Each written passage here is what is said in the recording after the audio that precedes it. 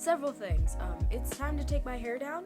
I don't have a video for next week, so this is what we're doing. I'm going to film this video while taking my hair down. We're gonna kill two birds with one stone, okay? Because if I don't do this now, it's never getting filmed, and I personally don't want to film a video with my natural hair at the moment. At the moment, we're just not in the mood. So, recently, on that little app, Threads, Instagram over here trying to be the rival of Twitter. You know, it's the end of the year, start of a new year, and everyone in the book community starts several fights. Audiobooks don't count as reading fight, the you didn't read that many books fight, or the just don't talk about books that you didn't like fight. Don't share your opinions if they don't happen to be the most positive. If you're not giving out videos talking about your 3 to 5 star reviews, just keep your mouth shut type of people have come out of the woodworks to irritate me once again. It happens on every platform, but Book Thread specifically is the one where I was just on it while it was happening and was getting irritated. One thing that I've learned about being in the book community for about close to 2 years, it's gonna be 2 years in April. One thing I've learned about posting online in the book community is that if you think you hate this certain type of people because of this certain app, chances are you're gonna find them on another app. You're gonna find them on another app. If you find a specific demographic of people on Book Talk that you don't like, and you don't like Book Talk for X reason, you're gonna find the same type of people that like those same type of books on Book Twitter, and Bookstagram, and Booktube. They're everywhere. Like, you can't escape them. It's probably the reason why I do not like Book Twitter. I'm so sorry. Y'all got, like, this weird superiority complex over there. Like, we're all, like, POSs. Like, come on. Let's be so real. Don't stop sitting there acting like your shit don't stick.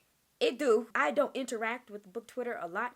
Only my Book Talk mutuals. And do I think Book Talk is the best place in the world? Absolutely not. TikTok as an app is a mess in itself. And the Book Talk that y'all hate is the Book Talk that I do not subscribe to. You will never find me on that main popular page on Book Talk. I'll tell you that much. But that's the people y'all hate, and then y'all come on Book Twitter to complain. I'm like, but they exist on Bookstagram and Booktube, so what are you getting at? It's this weird superiority complex y'all got over there. I want nothing to do with it. Nothing to do with it. Anyway, what was I saying? Threads. Book Threads, specifically. Complaining about people posting their negative reviews, saying like, why do you have to be so negative? Why can't everybody just be so positive? Why can't we just post all the things that we like? Why do you even entertain the things that you don't like? Which in itself doesn't make sense, because one, how are people gonna know they don't like a book before they get into the book? And you expect people to just like not like a book and then just like pretend like that experience never existed and never share it with anyone ever? That's strange. Why do people post about their negative reviews the same way you post about your positive reviews? Because you can. You chit-chatting. We're all just talking. I don't, what? I think the main reason is because you see someone post a negative review of a book that you loved, and now you're trying to silence them. You're trying to silence them.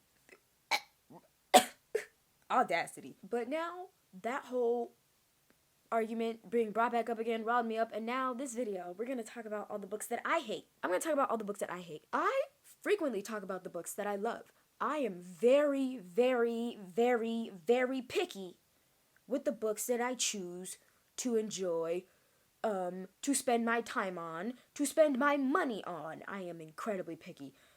I think if you gave me, like, a generic popular book title, I haven't read it.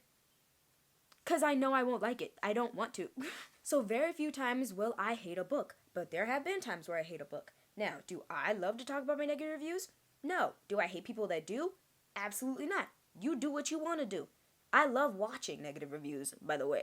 I love watching critical negative reviews, analysis of videos. They're so in-depth. A person can go in-depth about something that they hate. But when it comes to something they love, sometimes it's harder. But the things people hate, oh, they can spend hours on the things they hate. They could write a whole book on the things that they hate. Why do you think negative book review videos get the most views? And then you get people in comment sections going, you only talk about books that you hate, but did you check to see if they have videos on books they love? No, you didn't.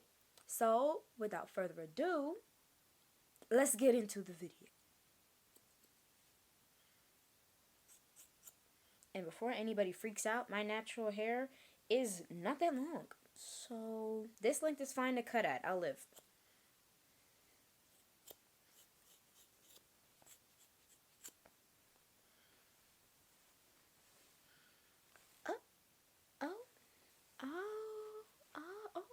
You know what? I might just keep it like this.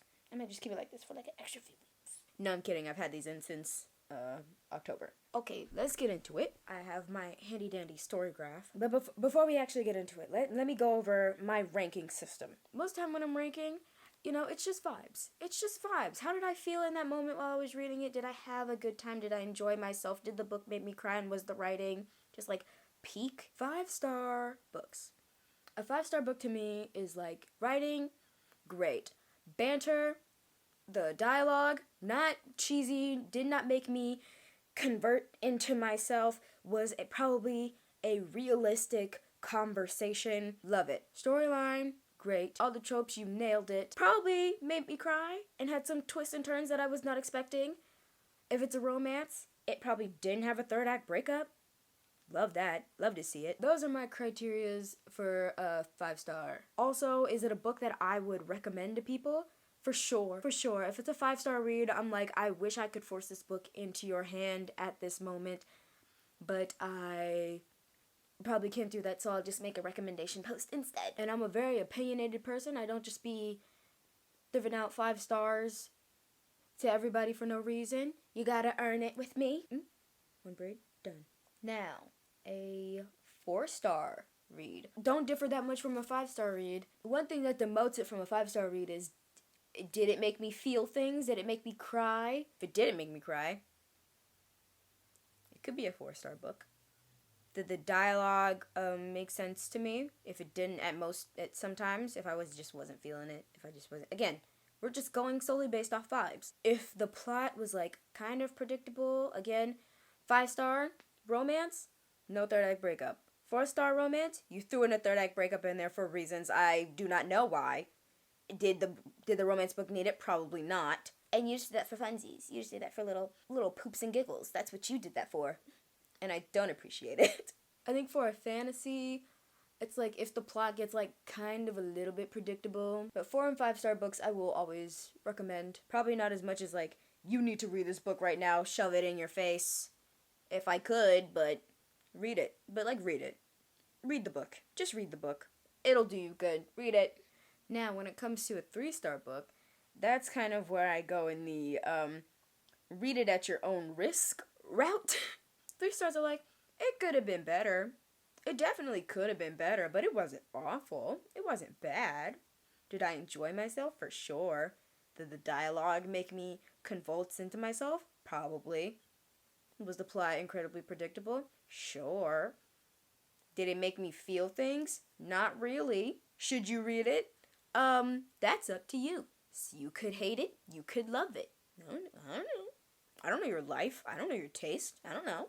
Take this rating with a grain of salt. Very much, read at your own discretion. 2-star review. It could have been worse. Could have been way worse. This could have been a 1. This could have been a 1. This could have been so bad. It was bad, but it could have been so much worse. It could have been so much worse. Oh, 2-star reviews also have a lot to do with if I like the author. I'm biased like that. Like, this was so close to being 1 star. Something probably saved it, but goodness gracious, it could have been so worse. It could have been so bad. It could have been so bad. And then we have 1-star reviews, which to me are, you wasted my time. This could have been a DNF. I should have DNF'd this probably, but that's just not, that's not my ministry. And before you're like, Ebony, you should start DNFing books more. It's not that serious. I'm like, it's also not that serious to keep reading it and just laugh and be like, this is so bad, 1 star. Like, it's not that serious. That's where I'm at with it. But 1 star was complete waste of my time, my energy, probably my money. 1 star is throw the book in the garbage. Throw it away. Put it in the trash. Let's get rid of it. But that is how I normally rate the books that I read. Look how short my hair is. And I know I didn't cut any of it. I know that for sure. Maybe I did. Hold the fuck on. Hold on. No, I didn't. I didn't. But I low-key feel like I did. I'm scared. So again, very picky with what I read. Barely any of the books I've read between 2021 and 2022 and 2023 were ranked very low. Probably like less than 10 books on here in the past 3 years that I've ranked very low. And we're going to get into it, and we're going to start with what I think are bad reviews, which are like 1 or 2 star reviews are bad to me. I'm like, ugh. The following includes spoilers from these books. So if you want to read some of these books, and you don't want to hear my negative self talk bad about them before you even get a chance to read them, don't watch this video. Also, I understand that these books are YA, so they're not for my age demographic, so some of the things that would go over the head of someone who is supposed to enjoy YA, wouldn't notice these things. I don't care though, I'm still gonna be mad. I've read great YA books. These ones weren't. And I'm probably gonna hurt a lot of people's feelings. Again, don't care. Okay, let's go with this one. This is in no ranking order, by the way. Okay, 2.5 star reviews for my Storygraph right now. Children of Virtue and Vengeance by Tomi Adeyemi. Auntie Adeyemi. What was this? What happened? What are we doing? What's going on? If you don't know about the Legacy of Orisha series by Tomi Adeyemi, how can I describe it without giving like a full description? It's like Avatar: The Last Airbender. If it took place in Nigeria, in like a fantastical Nigeria, and there's all these different types of power sets that you have, and the people who do have that type of power set are an oppressed group. And it's our main character's job to, like, fix society. What I remember most about this book is that we meet the rest of all of the magical people in this community, in this country. And they all have their own way of running things. They all have their own systems of running things. And when our main three characters, which is our main character, her brother, and the princess of the villain family that we meet in the first book, that's like comes in and asks for her help. When we meet all those characters and they join with the rest of these magical people who have created their own society of how things run, Miss Princess, the princess of the evil family, was on some bull. She was acting a fool. She was acting a mess. And if the point was to make me mad, was her actions were supposed to anger me, you did a great job. Because, ooh, I wanted to fight her so bad. I wanted somebody to fight her so bad. Every decision she was making was just like, she, in the whole first book, is giving very much, I don't know how much more savior complex we can get. Because in the first book, it was like, no, she's like, my family's doing some very messed up stuff, and I'm here to help you, like, stop them, right? To stop whatever's happening. And then in this one, she gets, and due to the events of the last book, with her getting magical powers, she just decides to, like, just think that she can run shit now. She thinks she can just she could just do whatever she wants. Excuse you, pipe down, sit down somewhere. She goes over to her community of people that have the same ability as her, challenges their leader, somehow ends up on top, and then at the end of the book, like, almost commits, like, chemical warfare. Like, like, she almost kills everybody, and I'm like, what is wrong with you? There are a few book reviews that I do in here where books that I don't think highly love, solely because that's the way the plot is supposed to go, and it was supposed to make me mad. But because I can't see past my anger, I'm rating this book very low. And that's what happened with Children of Virtue and Vengeance.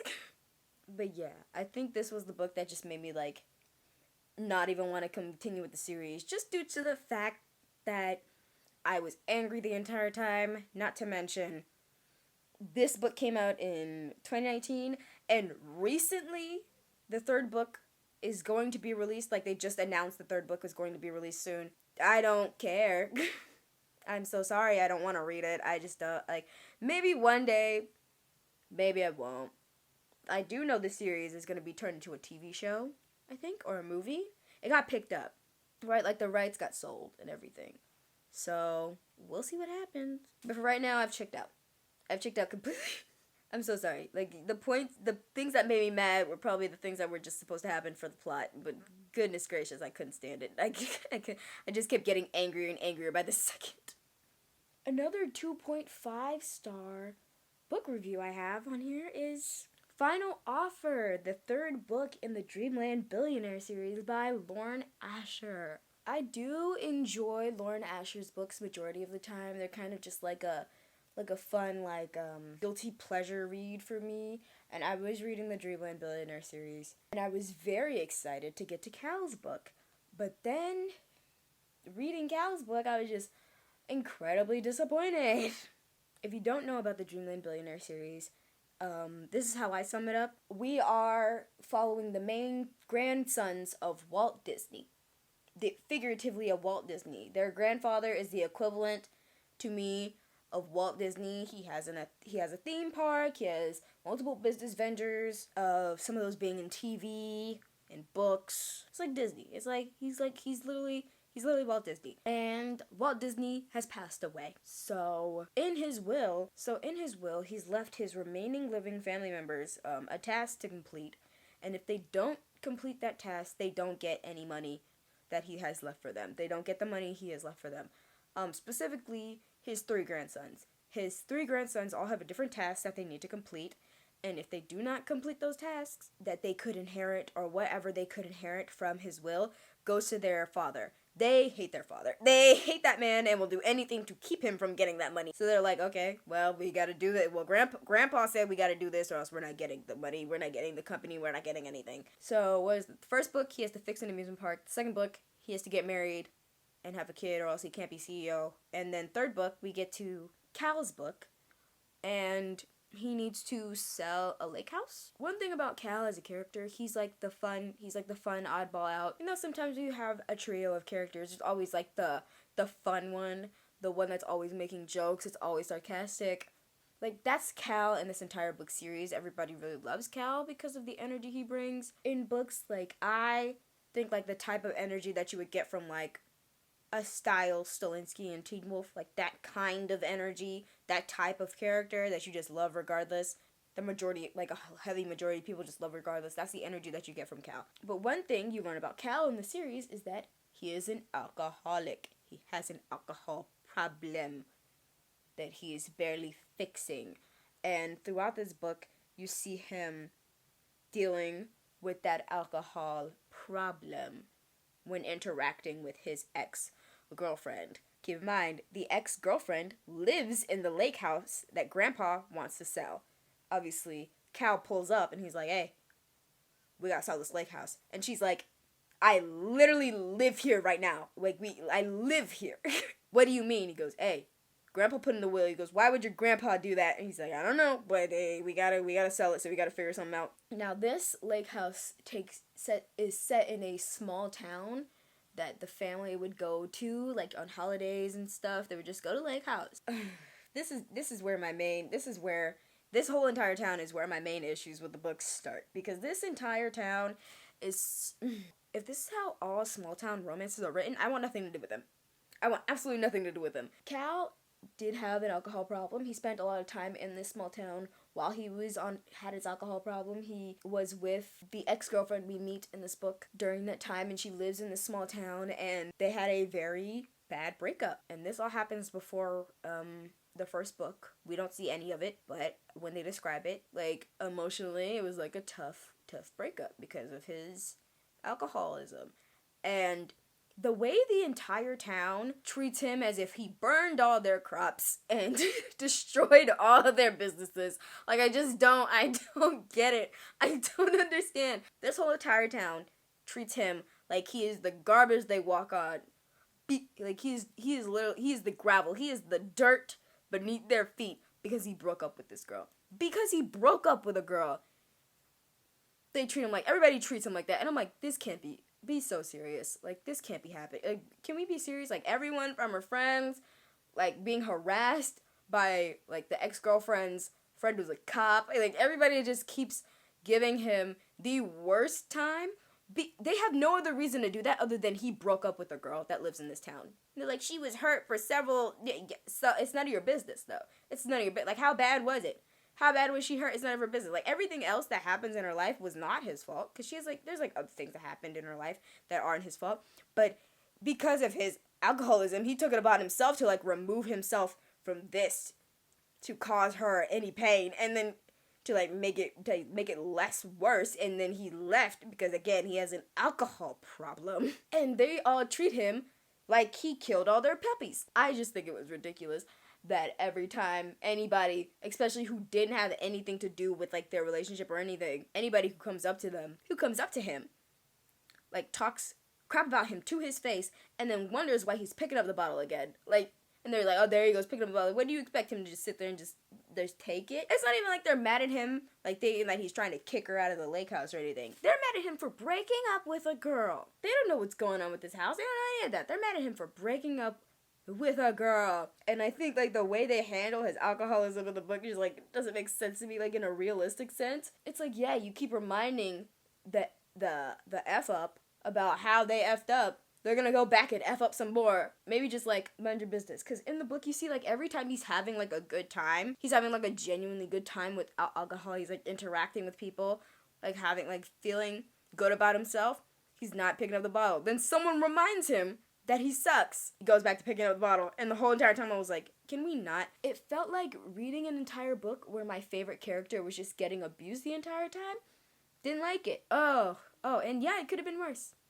Could have been so much worse, but this one just made me so bad. And I think to close out the series like that, of like a character that's so like jovial and funny and sarcastic, for the entire book to just be him down in the dumps, just getting rocks hurled at him at every turn.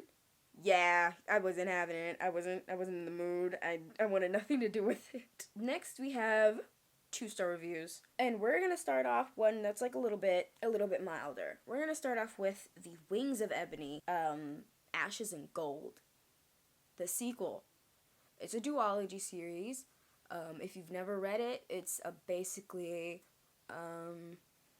we meet our main character, and she finds out there's like this other world filled with magical people, where this magical community, they're all white. They're all just white. Everybody in there is white, and she's probably one of the only black people there. And she discovers where they got their magic from, which is like they stole it from black people. And so our main character, wants to reverse that. She wants to come back, she wants to fix it, she wants to change the system, she wants to reverse it. And then when we get to the second book, I think everything in it just like kind of felt predictable, like a little bit. Like I think there's a love triangle in it, and one character in the love triangle betrays her, and I'm like, and I was like kind of just bored the entire time. And it's like, it's not even like I'm telling people like don't read the series because you probably have a very different experience than me. I mean, it's called The Wings of Ebony, and what's my name? Hello. Like I love the first book. The first book was so fun. The second book I was just kind of like, it's there. It could have been worse, but it was predictable to me, and I just kind of felt like just a little bit bored. I wish I wasn't. I don't want to talk bad about this book, because it's not even like a bad book. It's just It's just there. It's meh. Next one. Let's ruffle some feathers. 2 stars. We Hunt the Flame. Now listen, I'm not even going to say the entire series is bad, because I haven't even read the second one. I don't even think this book is bad in particular. I do think, though, that when you advertise an enemies to lovers duology, you should deliver on the enemies to lovers part of the duology. Long story short, BookTok lied to me. Severely lied to me. They were like, oh, enemies to lovers duology, read We Hunt the Flame and Refear the Stars. And I'm like, all right, bet. And I read it, and they lied. They lied viciously to me. Like, it just wasn't what they said it was. And I don't know. That was like, this is the only time I'll say BookTok lied to me. This is the only time I'll say BookTok lied to me. This is the only time they bamboozled me. So in this book, we have like our characters are tasked with like finding this jewel by the king. That's the basis of it. And one of our main characters is known in her community as the Huntress, but she doesn't dress feminine as the Huntress. She dresses very masculine as the hunter. And they choose her to go on this quest. The enemies to lovers love interest in this book is the king's son, right? And he goes out, and he really is just like an assassin, like low-key. He's low-key like an assassin. Like, we meet him, and he's just already out, like, doing jobs. But them and a few other characters are now going into this mystical type of forest, where this forest is, like, covered in, like, a mist, and all a bunch of weird, illusional, magical things happen in this forest. And they have to go in there to find the jewel. That's what happens in book 1. I've not read book 2. When we meet our main character, like, she talks about her being a woman and how it probably wouldn't look good on society if they found out that she was a woman that goes into the woods and does all these like very intense hunting types of activities. And we also know that her best friend's brother is in love with her. He is in love with her. She does not feel the same way at all. She does not really care about his feelings towards her, whatever, but he thinks like we're getting married, and she's like, okay, and he volunteers to go with her on this trip. Two things after this moment. She removes her hood that was hiding her femininity. As this boat is leaving away from the king that thinks going to punish her or look down on her for being a woman and hunting. In my moment, I'm thinking, oh, this must be a very serious thing that you're a woman and you do this. Like, he's gonna be so angry. And he kind of just, like looks like a little annoyed when she does that, and he's watching the boat leave, but it's not, like, an urgency to be like, oh, stop the boat right now, blah, blah, blah. It's kind of just like, I'm like, oh, that was anticlimactic. And then everybody else on this trip is also just like, oh, you're a woman? The hunter's a woman, guys. Huntress. Okay. Like, nobody cared. Nobody cared. She was so worried about it, and nobody cared. It felt like nobody cared. Then we get into the forest.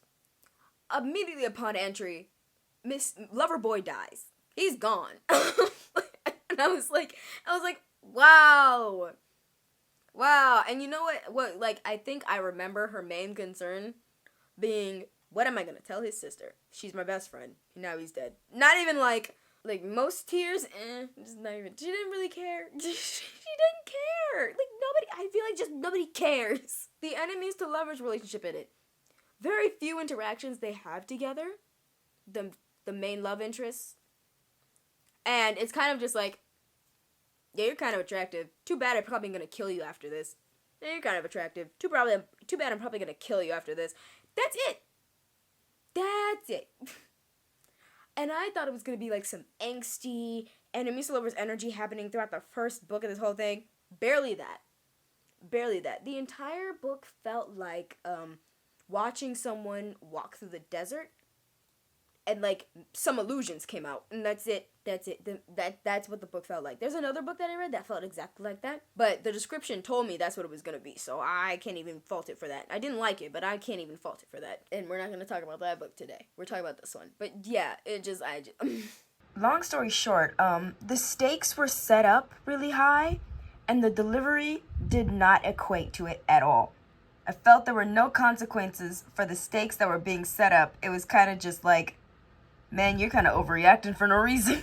And the lack of, like, romantic tension between the two characters that I'm supposed to believe are love interests. Yeah, I wasn't vibing. I just wasn't vibing. It was hyped up so much to me as an enemies to lovers romance, and then it just didn't deliver. Now, you want an enemies to lovers romance? You want me to show you peak enemies to lovers romance between the beginning and end? I got a book rec for you. Hold up. You sit right there. I got a book rec for you. These right here. These are here. A Song of Rights and Ruin and A Psalm of Storms and Silence by Roseanne A. Brown. This duology, this is a YA enemies to lovers duology. Okay? Now, A Song of Rights and Ruins is the first book in this duology. What is it about? I'll gladly tell you. We have our main female character. She's a princess, but her mother passes away. And because her mother passes away, she now needs to become queen. She doesn't want this responsibility. She doesn't want any of it. She wants to bring her mom back to life. She finds a spell to bring her mom back to life. But what does that entail? The heart of a king is needed in this process to bring her mother back to life. What's also a part of the process to become queen? She needs to find a boy that's going to, like, basically do a bunch of trials for her hand in marriage. And then she's going to marry him, kill him, take his heart, bring her mother back to life. Right? That's the plan. Now we have our male main character. Him and his siblings are just walking through town, and then one of his siblings gets taken by a demon. The demon's like, you want your sister back, you have to kill a queen. He's like, well, how am I going to find a queen to kill? he hears about the soon-to-be queen hosting those trials to find a boy to marry to become king, and he joins the competition to become king in order to get close to her and to kill her so he can bring his sister back. So, female main character is trying to kill him. He has no idea. Male main character is trying to kill her. She has no idea. And throughout this whole process, they start like getting closer together, like liking each other, and they're just like, well, I don't want to kill this person. I am in like with this person. I don't want to do it, but they have no choice because I want to bring back their loved ones. And it's a duology. Okay, we start with this one. We end with this one. Look at the cover. Starting probably one of the only books with people on the cover that I absolutely adore. This is an enemies to lovers duology. There is angst from beginning to end. I felt no angst from We Hunt the Flame. I felt no angst in We Hunt the Flame. I felt none of it. There was nothing there. There was nothing for me to chew on. There was nothing. This is everything. This is everything to me. Okay, let's continue taking my hair down now that their rant is over. Alright, we're still on 2-star reviews. We're gonna end this with Kingdom of Souls by Rena Barron. I wanted to like it, I really did, and I'm pretty sure the plot was supposed to go this way, but God, it made me angry. It made me so angry. You ever read a book where none of your characters get a win? That's what this felt like. And I can deal with like characters like having like a good adversary, a good villain to fight against, where they don't have to win every time. That's not fun. That's not interesting. That doesn't like level them up, their power, their prowess, or anything. That doesn't like strengthen them. But this one, our main character gets no wins. Our main character gets no wins. None. Not one. Nothing that she does in this book feels like a win to me. No part of it. So in Kingdom of Souls, when we meet our main character, she's very young, and everyone in her community, in this community of people, like children, get their powers like it's like when you hit puberty or something. It's like, oh, you got your powers, you got your powers.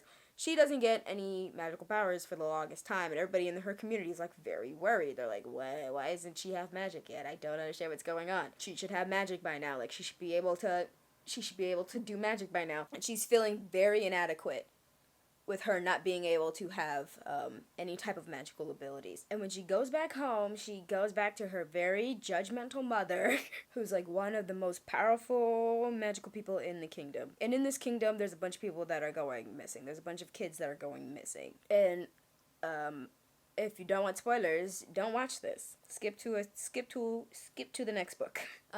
Her mother is evil. Her mother is the worst. She is the worst person. She's killing everybody left and right. Her mother's the worst. Every page is her mother just punching down at this main character. Her mother gets so many one-ups. It's like watching every one-up she gets, it's like watching Avengers Infinity War and watching Thanos snap his fingers multiple times. That's how it feels reading this entire book every time the mother gets a one-up on our main character. And every time she gets a one-up, I'm thinking, oh, maybe now our main character could come into her powers. Maybe now our main character is going to come into her powers when she tries to fight against her mother. Maybe it's going to happen now. No. Only before the final battle does this girl get powers. But how does she get them? Are they earned? No. Did they just suddenly there's spark in her? No. A bunch of the magical people from her community come together and give her their magic. They have to be like, all right, it's time, and then just give it to her. I'm like, okay, one, you probably could have done that the entire time, and you chose to do it now. We have 100 pages left, maybe 150. You chose to do it. We have probably less than 100 pages left, and you chose to do that now. You chose to do that now against the final battle with her mother. It's the final boss, and we are playing this entire game with no abilities, no tools, no weapons, no nothing, and we're the final boss, and you said, you're a wizard. What? You could have done that before when she was getting beat up. What did she learn from this experience? Was she supposed to learn something? I don't know. And there's 2 more books in this series. I'm gonna be honest. I'm scared. I don't want to. I don't want to read it. I don't want to do it. I don't want to go through it. I don't want any of it. I don't want it. God, Thinking about that book again just makes me so angry. All right, okay. We are now down to 1-star reviews. And there's only one-star review in this entire thing. I only gave one, out of the 3 years I've been reading books, I've only gave one book 1 star. I've only physically gone into Goodreads one time to give one book a 1-star review out of the past 3 years. And that book is, drumroll, an applause, anything? That one book with the 1-star review is Once Upon a Broken Heart by Stephanie Garber. Don't get mad at me. Don't get mad at me. Where to begin with this? Where to start? I don't even know where to start. I don't know what to do. I don't know what to do, you guys. Now, Stephanie Garber and I have a long history, long relationship. I did read Carvel when it came out in 2015, 2014, somewhere when I was in high school, because the book club that I wasn't even a part of, I was just always in the library, and the librarian was nice to me. Some of my friends were in book club, and she was like, "Want to read this?" I was like, "A nice new book, and I can just read it, and even though I'm not even in this book club, don't mind if I do." And I did. And I read that book, and I love that book. I love that book because there were so many twists and turns. You couldn't predict anything that was going on in there. It was all just so surprising and so magical and so new. And I just, I love that. That book made me so frustrated. I threw it at a wall. I threw that book at a wall. It frustrated me so much. And then I never read the sequel or the third one, because I just stopped reading after that. I stopped reading books for the longest time after I read that book. That's the last book I remember reading. So let's get into why I will be breaking off my relationship with Stephanie Garber. Before we get into Once Upon a Broken Heart, I did finish Legendary and finish Finale before I got into Once Upon a Broken Heart, because I wanted to see what was going to happen. Because my friend was raving about Once Upon a Broken Heart. She told me all these things that it was going to be. And I'm like, oh, okay. Well, I'll just finish these two, and then I'll get to Once Upon a Broken Heart. So I did that. Finished Legendary, finished Finale. They were there. And then we get to Once Upon a Broken Heart. And goodness gracious, you ever hate a book so much that you have a notes app filled with questions about what was happening? Because that's literally what I did after reading it. Hold on. It doesn't even have the proper name because I was that angry. It says Caravan Rant. What does it say in here? It says, main character has this idea of love that she will never achieve. She's incredibly naive, yet stubborn as hell at the same time, and it doesn't sit right with me. Willing to sacrifice her life out of stubbornness, yet refuses to believe the idea that her stepsister could have done foul play, even though the hints are right in her face. The prince's brother, what the hell was his deal? Evangeline's stepfamily, hate the trope of stepfamilies just having an irrational hate for the orphan. Lala is my favorite character. She did nothing wrong. And y'all are probably like reading the second book, ready for the third book, and you're gonna hate everything I say. I don't care. I can go from beginning to end about how much I hate this book, and I will.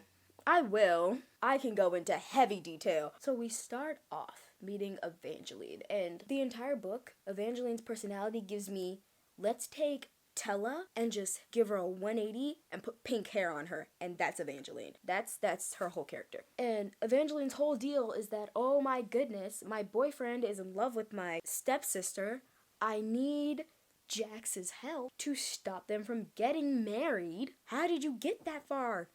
How did you get that far without asking for somebody's help? One thing about this book series that my best friend told me, and if you're watching this, I'm gonna rant about this later with you. My best friend told me that this book series was going to be about Jax. That's the whole book series. So based on that assumption, I'm sitting here thinking, oh, so we're gonna learn how he became like a legend, like what this whole legend thing means. Maybe we're gonna meet other legends and understand how they got there. Maybe we're gonna learn about Jax's upbringing and how he became what he is now. Maybe we're going to find out if he really was in love with Tella or not, because that whole thing was confusing. Him talking about, if you kiss me, you'll die, and then him and Tella kissed, and they're both still alive, so what's that about? I'm sitting here thinking that we're gonna learn so many things. We learned nothing. We learned none of that. This book was not about Jax at all, and I don't know who lied to her. This book wasn't about Jax. This book was about a 180 flip of Tella just being incredibly naive for several hundreds of pages. But we meet Tella, and her boyfriend is now somehow head over heels for her stepsister. Happened very abruptly. And she's like, okay, I'm gonna get the King of Hearts help. Is that what they call him? We're gonna go get Jax's help to stop this from happening. And this is where, like, you know, the theory of this is the wedding party that you see in the previous books within this universe. Because she hires Jax, and Jax is like, okay, well, you have to do, like, these things for me, and I'll do it, like, for you. We're making a deal. And she's like, fine, whatever, just save my boyfriend. And then they go to the place where she has to save her boyfriend, and he turns the entire wedding party to stone. And if you remember in one of the previous books by Stephanie Garber, there's an entire wedding party turned to stone. So I'm like, oh, this is probably the same wedding party. That's a cool little tidbit. That's cool. And then after that, so she can save someone else's life, our main character does take, like, a drink of something, and Jax told her not to drink, and then she, like, passes out for 2 weeks, and then wakes up later, and then after that, she tries to go find her boyfriend again, and her boyfriend just left. Her boyfriend left after being broken off from the spell. He just leaves. No, what he says, or what was told to her, is that his family was, like, attacked by a wolf or something, and she just kind of just like, oh, and now he's gone? Strange. Weird. Okay. But her boyfriend's gone. He falls in love with her sister, then she's gone. So now she has to deal with that. Her family, we have the trope of a stepfamily just being very rude and abusive for no reason. Like, the stepmom's abusive, but the stepsister, she starts out very, very nice. Starts out very kind. But as we know how this trope goes, very predictable. But she does start out very nice and very kind. So I'm sitting over here thinking that, oh, Stephanie Garber might juke me. She might juke me, right? She might be giving me the old one too. She might be just messing with me. I see you, Stephanie. Let's see if you'll impress me. She doesn't need to impress me. But I'm sitting over here like as jokingly, just like, let's see if you'll impress me. So where are we now? Evangeline gets tasked by Scarlet and Tella to go into this other kingdom where Evangeline's mom, I think they said she's from, and, like, go and, like, converse, like, be, like, an ambassador, go to all these parties, da-da-da, blah, blah, blah. And while she's there, she does meet a few new people. She meets a few new characters. She meets this king who, like, kind of has a crush on her. He's looking for a wife. And we meet another legend, and she brings her stepsister along with her on this trip. Now, all these people are meeting her stepsister, and they're like, hey, she's kind of weird. And then Evangeline's like, no, she's not. There's nothing wrong with her. Like, what are you talking about? And they're like, why does she need all those magic books? Does she know magic? And then she's like, well, no. And they're like, why does she walked into, like, this magic shop the other day, and she was acting sus. She was acting sus as hell. All these magical beings are telling you that your sister's weird. And you're sitting there like, no, she's not weird at all. But yeah, everybody's telling her that your sister's a weirdo, and she won't believe them. She won't even consider it. She's just going wherever the wind takes her. Another thing I hate about this book is that everybody has motives for doing something, and the reason for why they're doing it doesn't make any sense. Or they don't even give a reason at all. They're just like, this is what I wanted to do. It's like, why? Why? That's the main takeaway from this whole book is just, why? Why was the prince in love with Evangeline? Was he under a spell? Was he not under a spell? Still don't understand that. While I'm reading it, and while we're in this town, it kind of feels like Tella, like, in the back of her mind is also like, maybe I can find my boyfriend that ran away. Maybe I can find him here. Oh, we find him, all right. We find him. And he wants to be a vampire. He joins a weird Cullen-like cult, and this is what he wants. And I'm like, so you're telling me he was head over heels in love with Evangeline. All of a sudden, becomes in love with the stepsister. Turns to stone. Gets out of that phase, goes home, and then they all leave, and he wants to be part of the Cullen family. He just wants to be a vampire now. Why are there vampires in this universe now? Since when are there vampires? Were there vampires in the first two? I literally can't remember, but I don't remember there being vampires in the first two. Why are there vampires now? If you wanted to write a book about vampires, just write a book about vampires. But now all of a sudden he wants to join. They find this weird vampire cult, and she's like, that's my boyfriend, and he's like, yeah, I'm gonna be a vampire now. This is what I wanted. Since when? Like, you've been together how long? Did he mention him wanting to be a vampire?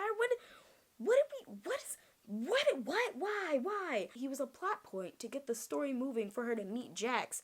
And then I feel like Stephanie Garber just forgot that she wrote the plot point to set the whole book off. And then was like, well, there are vampires here now. And then just wrote that. And I think what would have been a cooler storyline if you somehow, I don't know, like, let's stick with the story of him running away from like a wolf or like a werewolf or something. And then she meets this prince, they fall in love, and he wants to marry her. But the prince is the werewolf that attacked his family, and he died. And then we're like, oh, new villain alert. That would have been so cool. It would have been so much better. That would have been so interesting. But you, I know what you did. You forgot about him. You forgot about Evangeline's boyfriend while you were writing this book, and we're like, how are we gonna tie it? How are we gonna end this? How are we gonna tie up this knot? How are we gonna do this? And then added vampires to this entire universe that probably didn't even need vampires. That's what it feels like. Hey, that's what it feels like. I think the most interesting part of this book was probably learning about the arches, right? We learn about the arches. And like the arches were an interesting plot point that I wanted to delve more into, but we were too worried about all this other crap that was going on, and it just didn't make sense. Literally the only book that I've ever rated 1 star in my entire life. And I'm just like, I think I'm done. If you've watched Read with Rachel, which I love her reviews, she did a review on Caraval, and I think Legendary and Finale, and I hope she does one on Once Upon a Broken Heart.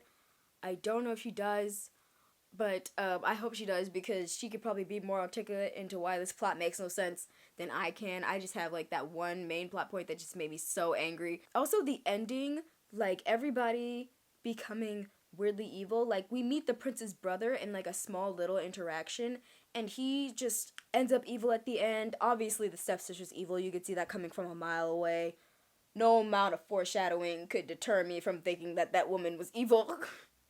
Like, yeah, she cursed the boyfriend to be in love with her because she was jealous of Tella or whatever. Or maybe that was the reason. I literally can't even remember. And I do not care for what the sequel holds or brings, or for what the rest of the series ends with or brings. The covers are pretty. Beautiful covers, beautiful gowns, but goodness gracious. Okay, my camera is about to die, and I've been sitting here probably an hour, and this is as much as I've done. So I'm gonna take down the rest of my hair. Switching cameras, because my camera did die in the middle of doing that outro. But that was the video. I hope you enjoyed me ranting about books that I don't like. I think in the last video I said, if you want me to talk about books that I don't like, I'll do it if you ask. No, I'll just do it because I want to. This is much hair that I've taken down. I've been talking for like an hour. So we're just going to take down the rest of my hair. What books do you hate? Comment them down below. If you think I'm wrong, comment that also down below. Interact with this video any way that you feel like. Like, subscribe, follow my other socials. I'll leave them in the outro over there. And maybe I'll do another video about romance books that I love, because I've hated romance books for like quite some time in my adolescence because I was very immature. But now that's mostly what I read. So I'll probably do a video talking about all the romance books that I love. Does that sound good? Subscribe, like, comment what books you hate, what books you love, why you think I'm wrong, and what I missed, because I did not look over these books that I hated again. I just wanted to rant. I did not do any fact checking while filming this video. And hopefully I'll see y'all later. I guess, maybe. I don't know. Bye.